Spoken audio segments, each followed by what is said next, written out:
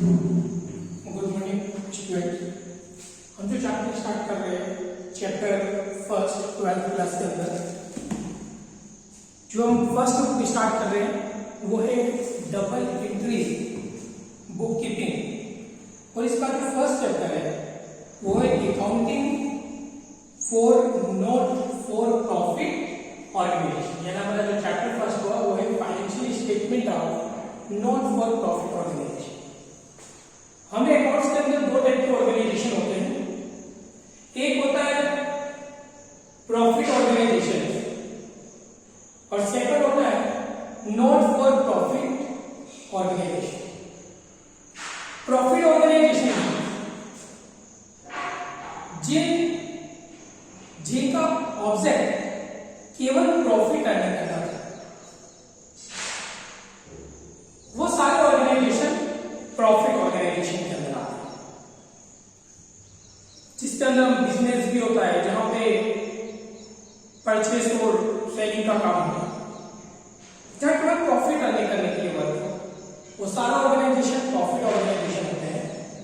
और second organization आपका not for profit organization. Not for organization में जिनका ऑब्जेक्ट प्रॉफिट अर्न करना नहीं, इनकम अर्न करना नहीं होता,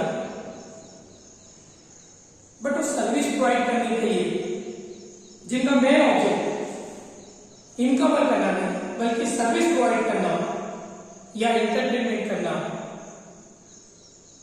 ऐसे जो ऑर्गेनाइजेशन होते हैं वो सभी नॉट फॉर प्रॉफिट ऑर्गेनाइजेशन आते हैं।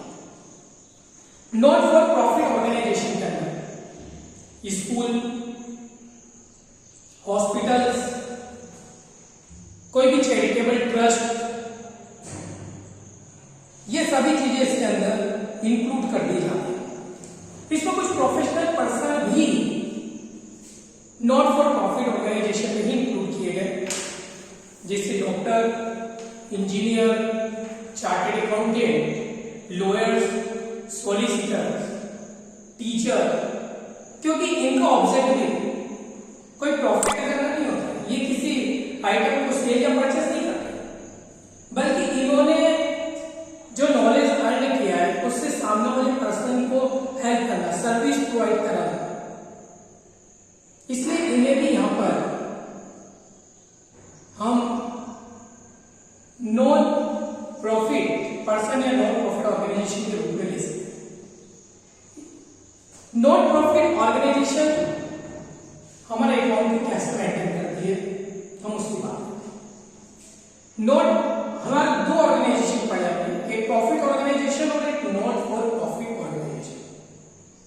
प्रॉफिट ऑर्गेनाइजेशन अपने अकाउंट को कैसे मेंटेन करती है ये हमने 11th क्लास के अंदर पढ़ा था, क्योंकि प्रॉफिट ऑर्गेनाइजेशन जो अकाउंट्स बनाती है उसमें जनरल लेजर, ट्रायल बैलेंस और फाइनल अकाउंट के तौर पर वो trading account, profit and loss account और बैलेंस शीट बनाती है।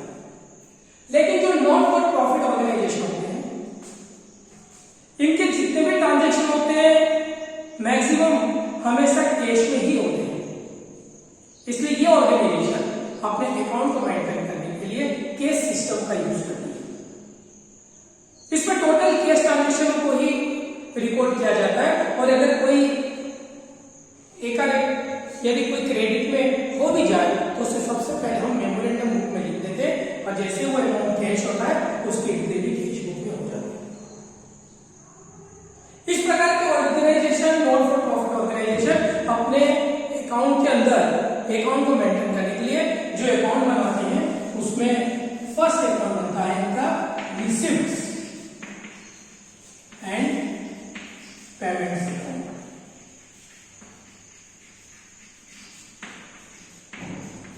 सेकंड अकाउंट हम रिसिप्ट एंड पेमेंट अकाउंट के नाम से बनाते हैं, और वो होता है इनकम एंड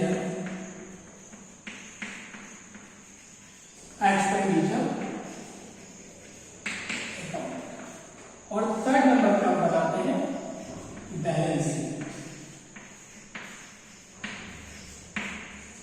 तीन नॉट फॉर प्रॉफिट ऑर्गेनाइजेशन जब भी अपने अकाउंट तैयार करती है तो तीन टाइप के अकाउंट यहां पर बनाती है, तीन, दो अकाउंट और एक बैलेंस शीट या statement. First receipt and payment account, second income and expenditure account और थर्ड नंबर पे बनाती है बैलेंस शीट। हम सबसे पहले बात करेंगे रिसिप्ट एंड पेमेंट अकाउंट की। आज टोटली हम थोड़ा सा चैप्टर बिल्कुल क्लियर करेंगे और फिर प्रैक्टिकल स्टार्ट करते हैं। सबसे पहले बात करते हैं receipt and payment account. Receipt and payment account हम हमेशा कैश बुक करते हैं। इसका फॉर्मेट कैसा होगा पहले वो देख लेते हैं। पहले ऊपर जो भी क्लब का नाम, मान लीजिए लायंस क्लब का आप बना रहे तो ऊपर आपको क्लब का नाम लिखना, फिर उसके बाद हम फॉर्मेट तैयार करेंगे। ये बनेगा आपका receipt and payment account.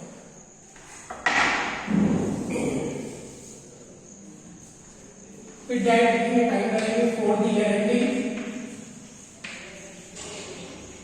For the year ending और जो भी ईयर का एंड होगा 31, अगर दिसंबर है तो दिसंबर, मार्च हो तो मार्च, 31 दिसंबर 2020 या 21। फिर फॉर्मेट तैयार होगा और इसके जो कॉलम बनेंगे वो इस तरीके से कॉलम होंगे। फर्स्ट कॉलम के अंदर यहां लिखा जाएगा रिसिप्ट। रिसिप्ट मीन्स प्राप्ति, जो भी अमाउंट, रिसिप्ट फ्री अमाउंट को कॉलम, क्रेडिट साइड पेमेंट्स और rupees, debit side receipt, credit side payment. Not for profit organization में जो सबसे फर्स्ट अकाउंट तैयार करेंगे वो है receipt and payment account. Format सबसे पहले फर्स्ट में जो भी क्लब या इंस्टीट्यूट्स होता है, लायंस क्लब हुआ, चैरिटेबल इंस्टीट्यूट्स हुआ, कोई हॉस्पिटल्स हुआ, उसका नाम लिखना। उसके नीचे हम receipt and payment account for the year ended या ईयर एंडिंग ऑन 31 दिसंबर या मार्च 2020, रिसिप्ट डेबिट साइड और क्रेडिट साइड में payment. Receipt and payment account में हम सबसे पहले जो बैलेंस दिया होगा, बैलेंस मीन्स जो लास्ट ईयर का क्लोजिंग होता है वो करंट ईयर के लिए क्या होता है, ओपनिंग। तो क्वेश्चन के अंदर जो भी लास्ट ईयर का क्लोजिंग या करंट ईयर का ओपनिंग बैलेंस दिया पहले उसे लिखेंगे टू बैलेंस शीट लिखेंगे। ये कैश में भी हो सकता है, बैंक में भी हो सकता है, कैश में के तौर पे कैश बैंक या पेटी कैश के रूप में भी बैलेंस करना हो सकता है। उसके बाद जितने भी रिसिप्ट्स होंगे उन सबको हम डेबिट से लिखते हैं। रिसिप्ट्स का मतलब जितना भी अमाउंट है, लेकिन एक बात ध्यान रखिएगा, रिसिप्ट एंड पेमेंट अकाउंट के अंदर जितनी भी रिसिप्ट होती है, चाहे वो लास्ट ईयर से रिलेटेड हो, करंट ईयर की हो या नेक्स्ट ईयर से रिलेटेड हो, चाहे वो रेवेन्यू नेचर की हो या कैपिटलाइजेशन नेचर की हो, जितनी भी रिसिप्ट होगी वो सब हम रिसिप्ट एंड पेमेंट अकाउंट के डेबिट साइड में नोट करेंगे। और जितना भी पेमेंट हो, चाहे उसका रिलेशन लास्ट ईयर से हो, करंट ईयर से हो या नेक्स्ट ईयर से हो, जितना भी पेमेंट करेंगे, चाहे वो रेवेन्यू टाइप का हो या रेवेन्यू टाइप या कैपिटलाइजेशन टाइप का हो, जितना भी होगा वो सारे अमाउंट यहां पर हम पेमेंट साइड में लिखेंगे। इनकम भी क्या क्या हो सकता है, रिसिप्ट्स के अंदर सब्सक्रिप्शन हो सकता है, सब्सक्रिप्शन मीन चंदा, क्योंकि क्लब को चंदा प्राप्त हो सकता है, एंट्रेंस फीस हो सकती है, लाइफ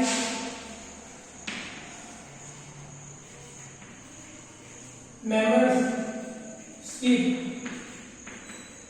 फीस होती है, अगर रेंट रिसीव हुआ है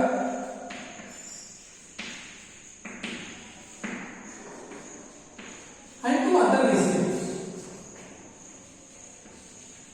जितनी भी रिसिप्ट्स हो,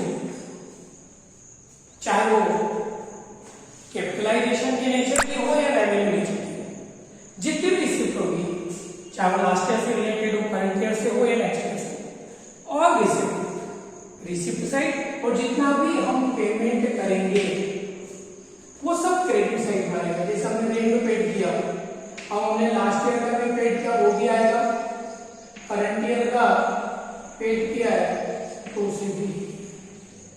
तो जितने भी हम एक्सपेंसेस होते हैं, जितने भी हम अगर पेमेंट करते हैं, चाहे वो एक्सपेंसेस हो रेवेन्यू स्टैंड का या कैपिटलाइजेशन, तो रिसिप्ट एंड पेमेंट के अंदर जितनी भी रिसिप्ट होगी वो सब डेबिट साइड, और जितना भी हम पेमेंट करेंगे वो क्रेडिट साइड में लिखेंगे, और लास्ट में बैलेंस निकालेंगे। यदि डेबिट का टोटल रहा है तो क्रेडिट में बाय बैलेंस सीधी आपको। तो ये हमारा रिसिप्ट एंड पेमेंट अकाउंट का फॉर्मेट है, एक बार फिर से लीजिएगा। रिसिप्ट एंड पेमेंट अकाउंट भी बनाएंगे, क्लिक का नाम लिखेंगे। Second, receipt and payment account for the year ending on 31st March 2020, debit side में receipt, credit payment. Receipt and payment account में सबसे पहले हम बैलेंस लिखेंगे, टू बैलेंस बीडी। फिर जितनी भी रिसिप्ट हो, रिसिप्ट में सब्सक्रिप्शन हो सकता है, एंट्रेंस फीस हो सकता है, लाइन मेंबर्स फीस हो सकती है, डोनेशन भी हो सकता है, रेंट रिसीव्ड भी हो सकता है, और अदर रिसिप्ट जो भी जैसे सेल ऑफ असेट्स वो भी रिसिप्ट साइड में आएगा। और पेमेंट साइड में जो भी हमने पेमेंट करा है, जैसे रेंट पेड किया तो बाय रेंट, सैलरी पेड करेंगे तो बाय सैलरी, किसको ऑनरेरियम दिया है तो बाय ऑनरेरियम, कोई आपने असेट्स परचेस करी है तो भी आप पेमेंट करेंगे तो बाय बिल्डिंग परचेस या बाय स्टेशनरी परचेस, वो सब बाय में, वो सब अदर पेमेंट जो भी समझिएगा। और लास्ट में जाकर हम टोटल लगाएंगे, और फिर जो डिफरेंस आएगा ये डेबिट साइड का टोटल क्रेडिट साइड के टोटल से ओवर है तो फिर बाय बैलेंस सीधी यहाँ पर निकल के आ जाएगा। तो ये हमारा रिसिप्ट एंड पेमेंट अकाउंट बहुत ही सिंपल सा अकाउंट है। एक ही रूल अकाउंट का है कि वहां कम्स इन इज डेबिट, जितना भी रुपया cash comes in is debit and cash goes out is credit, जो भी क्रेडिट करेंगे वो क्रेडिट साइड। एक बात को ध्यान रखिए, रिसिप्ट एंड पेमेंट अकाउंट के अंदर कभी भी कोई एडजस्टमेंट नहीं होगा, चाहे वो आउटस्टैंडिंग एक्सपेंसेस हो, प्रीपेड एक्सपेंसेस हो, एक्रूड इनकम हो, अनेट या एडवांस इनकम हो, डेप्रिसिएशन हो, कोई प्रोविजन हो, किसी भी टाइप का कोई भी adjustment receipt and payment account के अंदर नहीं होगा। इसमें केवल कैश आइटम की ही एंट्री होगी। अगर कैश कम्स इन तो receipt and cash goes out तो पेमेंट, और लास्ट में बैलेंस निकालना। ये रिसिप्ट एंड पेमेंट अकाउंट बहुत ही सिंपल था। सेकंड अकाउंट जो आपका है रिसिप्ट एंड पेमेंट अकाउंट के बाद तैयार होगा income and expenditure account.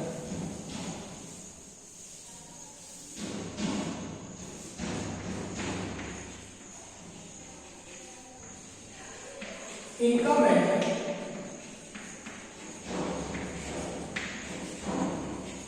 Expenditure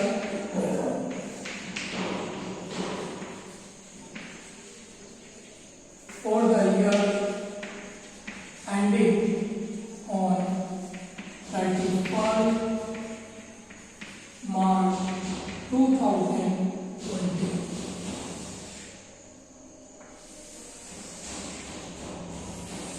देखिए सबसे पहला पॉइंट है कि रिसिप्ट एंड पेमेंट अकाउंट बना लिया।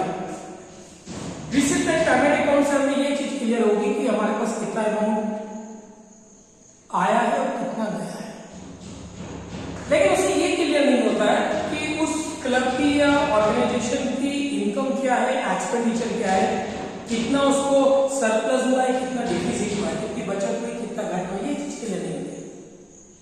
उसी चीज की कमी को कंप्लीट करने के लिए यहां पर हम इनकम एंड एक्सपेंडिचर अकाउंट की जरूरत पड़ेगी।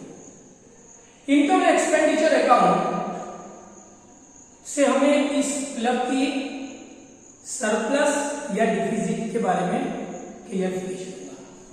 फॉर्मेट इसका होता है, पहले वही क्लब का नाम, फिर income and expenditure account for the year ending on 31st March 2020। दो साइड इसमें भी होती है, डेबिट साइड और क्रेडिट साइड। इसमें डेबिट साइड में हम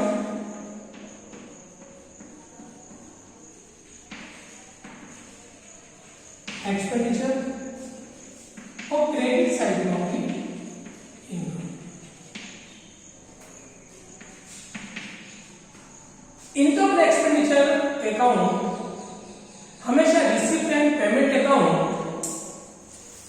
भी इंफॉर्मेशन क्वेश्चन के अंदर दी गई है उसको देखकर हम तैयार करेंगे।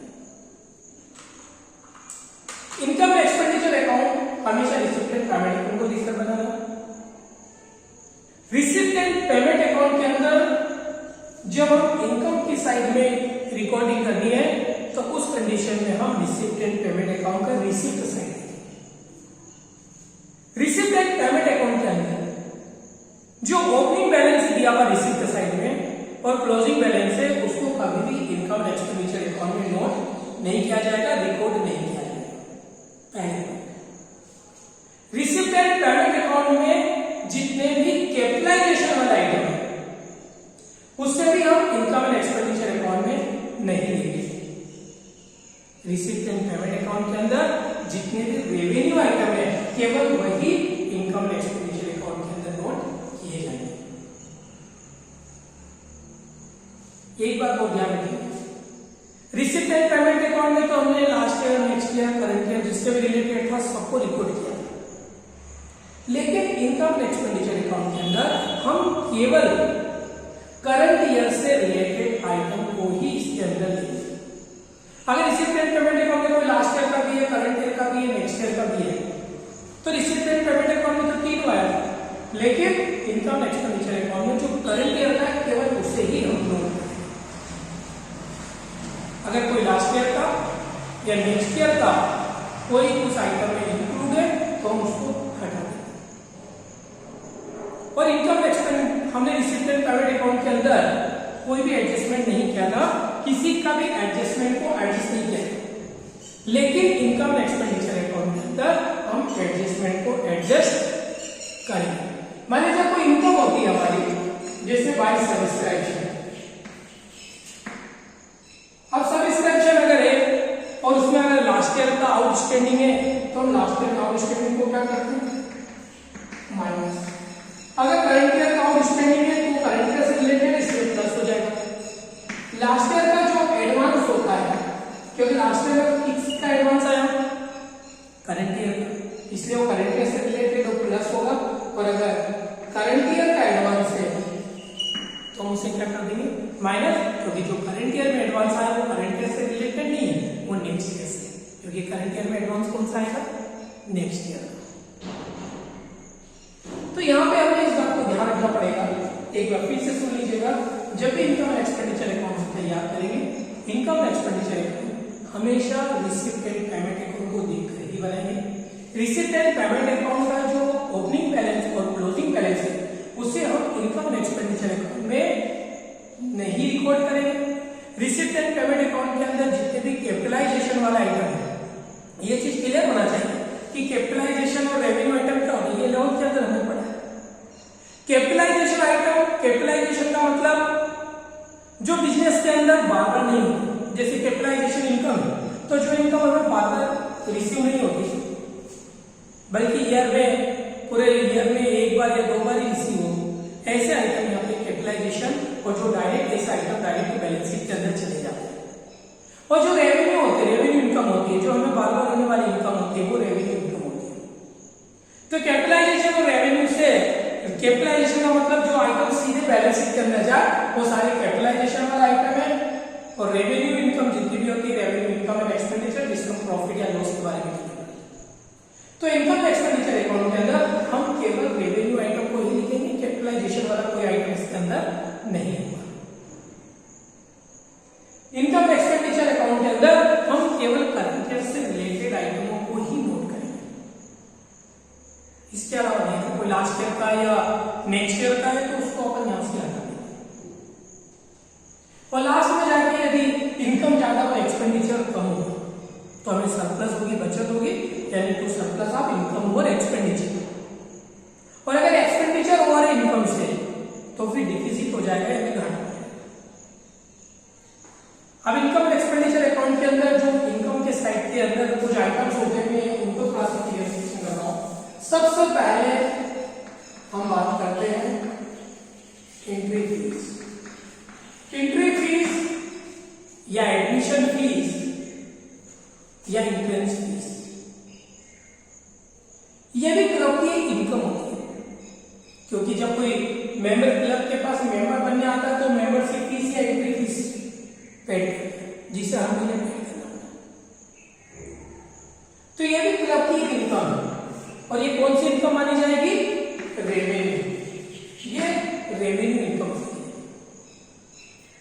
इनकम बार बार होती है, लेकिन कुछ कंडीशन में ऐसा भी होता है, क्वेश्चन के अंदर इंस्ट्रक्शन दे दे कि आपको एंट्री फीस का कैपिटलाइजेशन करो, फिर इसको हम कैपिटलाइजेशन वाली करना है। कोई भी रिस्ट्रिक्शन नहीं है तो ये हमेशा ये रेवेन्यू इनकम मानी जाएगी, और चूंकि ये रेवेन्यू है इसलिए हम यहाँ पर इनकम एंड एक्सपेंडिचर अकाउंट के अंदर इससे इनकम साइड में रिपोर्ट करते हैं, क्योंकि बिजनेस की इनकम है। अगर ऐसा बोल दे कि नहीं 50% कैपिटलाइजेशन करो 50% रेवेन्यू, तो 50% जो रेवेन्यू वाला है वो इनकम एंड एक्सपेंडिचर में अकाउंट में आएगा, और जो 50% जिसको हमें कैपिटलाइजेशन करना है वो डायरेक्ट बैलेंस शीट के अंदर लायबिलिटी साइड में चला जाएगा। सेकंड होता है आपका एक और इनकम होती है, वो life membership fees. Life membership fees में कुछ ऐसे मेंबर होते हैं जो अपनी पूरी लाइफ की फीस एक साथ पेड कर देते हैं। अब ये इनकम बार बार नहीं होगी, इसलिए इस इनकम को हम क्या मानते हैं, कैपिटलाइजेशन वाली इनकम। ये इनकम कौन सी होगी हमारी, कैपिटलाइजेशन। इसलिए जो कैपिटलाइजेशन आइटम होता है वो इनकम एक्सपेंडिचर अकाउंट में नहीं आएगा, डायरेक्ट बैलेंस शीट में ही जाएगा। लेकिन अगर इंस्ट्रक्शन में आपको बता दिया कि नहीं इसको रेवेन्यू मानिए, तो फिर आपको इसको रेवेन्यू मानना पड़ेगा, अन्यथा तो पूरा ही कैपिटलाइजेशन ही होता है। थर्ड नंबर एक और इनकम होती है हमारी, वो है डोनेशन। डोनेशन दो टाइप के हैं, एक तो नॉर्मल और एक स्पेशल। अगर नॉर्मल डोनेशन है तो वो रेवेन्यू टाइप का है, नॉर्मल कौन सा होता है, रेवेन्यू, और स्पेसिफिक डोनेशन है तो वो कैपिटलाइजेशन वाला होता है।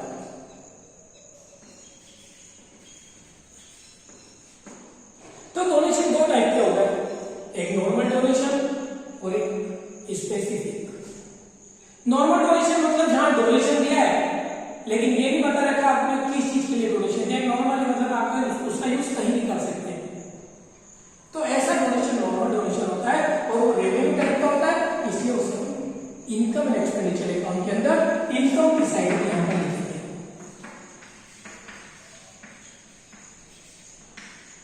लेकिन अगर स्पेसिफिक डोनेशन है, स्पेसिफिक मीन्स जहां डोनेशन किसी स्पेशल वर्क के लिए दिया है तो आपको उसी में यूज करना पड़ेगा, अगर एक्टिविटी में उसका उपयोग नहीं कर सकते, वो होता है special donation. For example donation for building, donation for tournament, donation for library, donation for community work. तो जहां डोनेशन के साथ में वर्क का नाम दे दिया ऐसा डोनेशन स्पेशल डोनेशन होता है, और उसे कभी भी इनकम एंड एक्सपेंडिचर अकाउंट में नोट नहीं करते। ऐसा डोनेशन हमेशा कैपिटलाइजेशन वाला होता है स्पेसिफिक, इसलिए वो डायरेक्ट बैलेंस शीट के अंदर जाएगा। हाँ, केवल अगर नॉर्मल डोनेशन है तो उसे हम इनकम एक्सपेंडिचर अकाउंट के अंदर इनकम की साइड में लेंगे। एक बार चैप्टर स्टार्ट करने के पहले पूरे चैप्टर के रूल बता रहा हूं, जब प्रैक्टिकल करेंगे तो सारे रूल्स फिर से रिपीट होंगे। डोनेशन के बाद नेक्स्ट इनकम आपको बता रहे हैं, और वो है सेल ऑफ असेट। देखिए असेट जो होती है वो हमेशा कैपिटलाइजेशन वाला इनकम, इसलिए उसको सेल करने से या परचेस करने से जो भी रिलेटेड अमाउंट होगा वो कैपिटलाइजेशन वाला होता है, इसलिए उसकी entry income and expenditure account में नहीं होगी। लेकिन इस असेट्स को सेल करने से अगर कोई प्रॉफिट या लॉस होता है तो वो रेवेन्यू टाइप की इनकम। मान लीजिए असेट्स को बेचने से लॉस हो तो लॉस आता है एक्सपेंडिचर से, to loss on sale of asset. तो असेट्स को बेचने से सेल करने से अगर कोई प्रॉफिट या लॉस होता है तो वो रेवेन्यू है, उसे हम इनकम एक्सपेंडिचर अकाउंट में रिकॉर्ड करेंगे। लेकिन असेट्स को सेल करने से जो अमाउंट रियलाइज होगा वो कैपिटलाइजेशन का है, इसलिए उसे इनकम एक्सपेंडिचर अकाउंट में नहीं लेंगे। हाँ, इसकी जगह कोई आपने स्क्रैप बुक्स हुआ या वेस्टेज पेपर है, अगर उसको सेल किया है तो उसमें जो अमाउंट रिसीव होगा वो रेवेन्यू आइटम माना जाएगा, उससे हम इनकम एक्सपेंडिचर अकाउंट में रिकॉर्ड करेंगे। और जो सबसे मेन पॉइंट है इनकम का वो होता है सब्सक्रिप्शन, हिंदी में हम इसको बोलते हैं चंदा, जो मेंबरशिप है। Subscription receipt and payment account में दो तरीके से होता है, एक होता है लंप सम, जहां ये नहीं बताता है कि लास्ट ईयर का कितना है, नेक्स्ट ईयर का कितना है, करंट ईयर का कितना है। अगर ऐसा सब्सक्रिप्शन दिया है तो फिर हम पूरा subscription income and expenditure account के अंदर हम पहले नोट करेंगे, वो भी करेंगे और फिर इसमें एडजस्टमेंट करते हैं। अगर करंट ईयर का आउटस्टैंडिंग है तो प्लस करेंगे, लास्ट ईयर का आउटस्टैंडिंग है तो माइनस करेंगे, लास्ट ईयर का अगर एडवांस है तो प्लस होगा और करंट ईयर का एडवांस है तो माइनस होगा। ये एडजस्टमेंट करते हैं कब, जब सब्सक्रिप्शन लंप सम दिया। लेकिन अगर सब्सक्रिप्शन क्वेश्चन में ऐसे अलग दे रखा, लास्ट ईयर का अलग है, करंट ईयर का अलग है, नेक्स्ट ईयर का अलग है, तो हम केवल करंट ईयर के ही सब्सक्रिप्शन को अंदर नोट करेंगे और इसमें जो केवल करंट ईयर का आउटस्टैंडिंग होगा उसके प्लस करेंगे। अब क्वेश्चन बनना चाहिए कि जब करंट ईयर का लेंगे तो लास्ट ईयर वाला और नेक्स्ट ईयर वाला कहां जाएगा।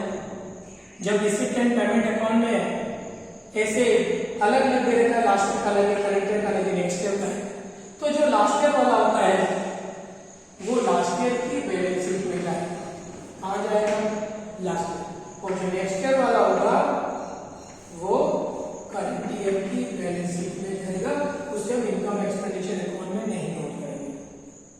अगर इस तरीके से last year, current year, next year different रहेगा, तीनों अलग अलग शो करता है, तो लास्ट ईयर वाला लास्ट ईयर की बैलेंस शीट, नेक्स्ट ईयर वाला करंट ईयर की बैलेंस शीट में, लेकिन जो करंट ईयर का होगा उससे हम इनकम एक्सपेंडिचर अकाउंट में रिकॉर्ड करेंगे। इस प्रकार से हमारे इनकम एक्सपेंडिचर अकाउंट के अंदर आइटम्स इनकम के आइटम होंगे।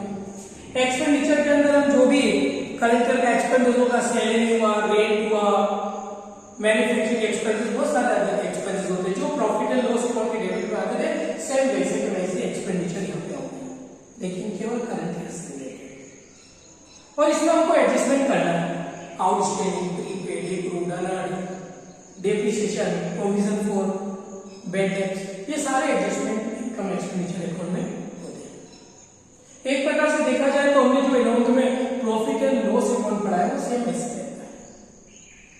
लास्ट में इनकम का टोटल, अगर इनकम ज्यादा ओवर है एक्सपेंडिचर से तो सरप्लस होगा, और अगर एक्सपेंडिचर ओवर है इनकम से तो फिर डिफिजिट यहाँ पर हो जाएगा। तो ये था हमारा इनकम एंड एक्सपेंडिचर अकाउंट। और थर्ड नंबर पर हमारी बनेगी balance sheet. Income expenditure account के बाद balance sheet.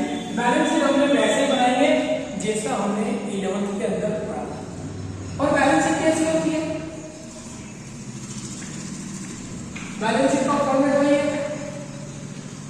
Balance sheet as on 31 मार्च 2020 या 21 जो भी ईयर क्वेश्चन बनेगा उसी ईयर का बैलेंस शीट के अंदर।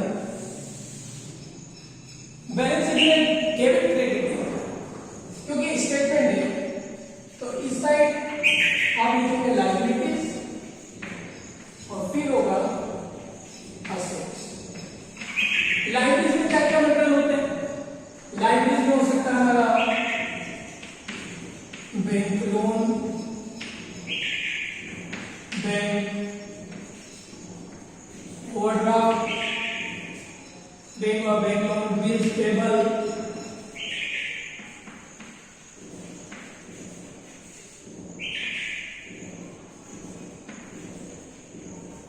Creditors,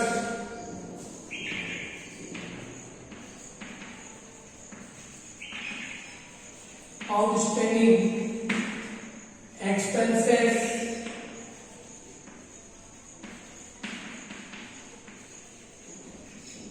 advance income, reserve and funds और कैपिटल फंड।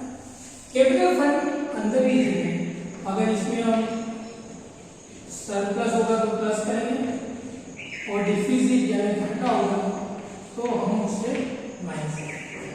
तो ये लाइटली साइड में हमारा bank overdraft, bills payable, creditors, outstanding expenses, advance income, reserve end fund और कैपिटल फंड। असेट्स में क्या कौन कौन सा आइटम है? असेट्स का होती है कैश है, कैश है, bank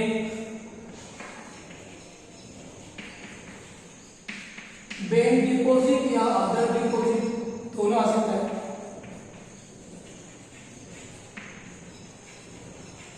investment, bill, receivable, debtors या book dates,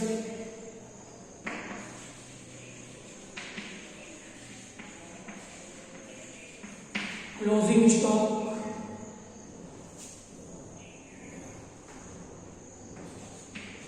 all fixed asset, for example machinery,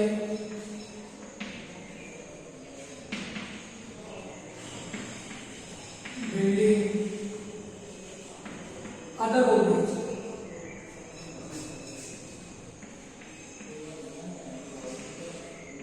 goodwill, patent, accrued income या आउटस्टैंडिंग इनकम और लास्ट प्री पेड एक्सपेंसेस। तो बैलेंस शीट के अंदर liability side bank loan, bank overdraft, bills payable, creditors, outstanding expenses, advance income, reserve and funds और capital fund. Asset में cash में, cash bank, bank deposit, investment, bill receivable, debtors, closing stock, all fixed assets में machine, building, furniture, motor car सब आ जाएगा। Goodwill, patent, accrued income या outstanding income और prepaid expenses. दोनों साइड का टोटल इक्वल आना चाहिए, तब जाके हमारा क्वेश्चन कंप्लीट होगा। तो आज के लिए रूल्स इतने कंप्लीट है। हम नेक्स्ट अपन जब चैप्टर स्टार्ट करेंगे तो यहाँ से आपका प्रैक्टिकल स्टार्ट होगा। ये जो चैप्टर है पूरे 10 मार्क्स का होता है, जिसमें एक क्वेश्चन आएगा आपका 6 मार्क्स का, एक क्वेश्चन 3 मार्क्स का आएगा और एक क्वेश्चन 1 मार्क्स। ऐसे करके जो हमारा चैप्टर है वो 10 मार्क्स का। तो कल से प्रैक्टिकल स्टार्ट होंगे आपके। तब आज के लिए वीडियो में हम कंप्लीट